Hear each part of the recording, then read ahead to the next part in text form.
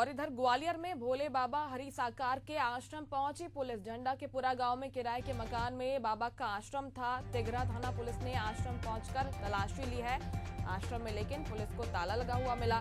बाबा के सेवक ने प्रॉपर्टी किराए पर ले रखी थी। 2023 में ग्वालियर में बाबा का सत्संग भी हुआ था और अलग अलग जगहों पर बाबा की तलाश कर रही है पुलिस। और इसी क्रम में ग्वालियर पहुंची क्योंकि यहां पर भी बाबा का आश्रम बना हुआ है।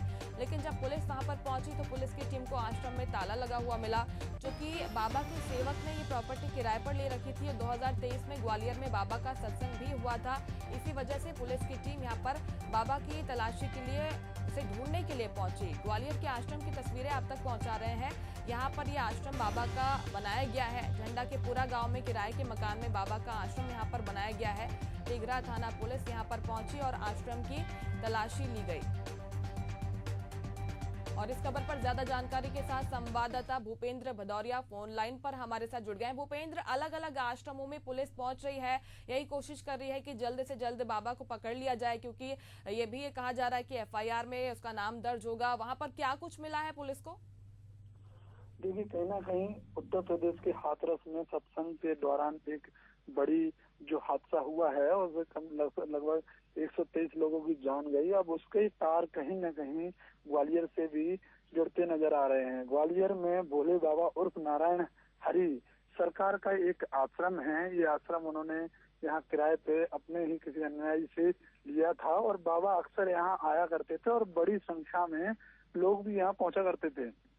बताया जा रहा है कि समय समय पर बाबा यहाँ सत्संग के लिए एक बड़ी भीड़ इकट्ठी करते थे और लगभग 2023 में भी यहाँ बाबा ने एक बड़ा आयोजन किया था, जिसमें लगभग 1 लाख से अधिक जो लोग यहाँ भीड़ जो है पहुंची थी। और बताया जाता है कि जब बाबा यहाँ से आश्रम पे आते थे तो बड़ी संख्या में जो आसपास के गांव के जो लोग हैं वो यहाँ पहुंचते थे। और बाबा जिस एक ट्रैक बनाया गया यहाँ, उस ट्रैक पर चलते थे तो जो वहाँ मिट्टी जो धूल होती थी तो उनकी जो फर्श बड़ी संख्या में उस मिट्टी को लेने के लिए दौड़ते थे। और जो कई बार तो ऐसा हो जाता था कि लंबी लंबी लाइन लग जाती थी और जाम की स्थिति बनती थी। अब जो इस पूरे आश्रम में पुलिस को जब जानकारी लगी है तो पुलिस यहाँ पहुंची है, लेकिन यहाँ अब जो ताले पड़े हैं यहाँ पे है नहीं, सभी लोग यहाँ से भाग गए हैं। और पुलिस अब पूरे इस आश्रम को जांच के कचहरी में कहीं ना कहीं ले रही है और आसपास के लोगों से भी जांच पड़ताल कर रही है कि आखिर क्या कुछ इस आश्रम में बाबा कब आते थे, क्या चलता था, कैसे रहते थे।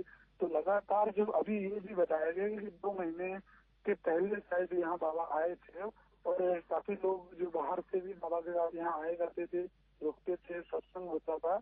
अब इस पूरे आश्रम को पुलिस ने अपने हैंडओवर ले लिया है और जांच पड़ताल कर रही है और आसपास के लोगों से भी पूछताछ कर रही है।